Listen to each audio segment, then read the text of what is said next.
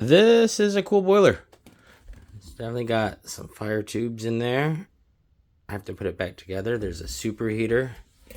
Could have been coal fired at one point, but instead it rests on top of this gas base right here.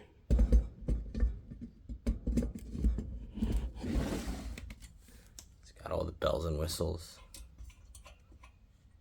Plenty of room to add on a super huge chimney.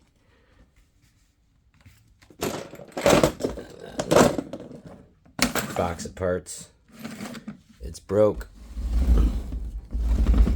It leaks right here.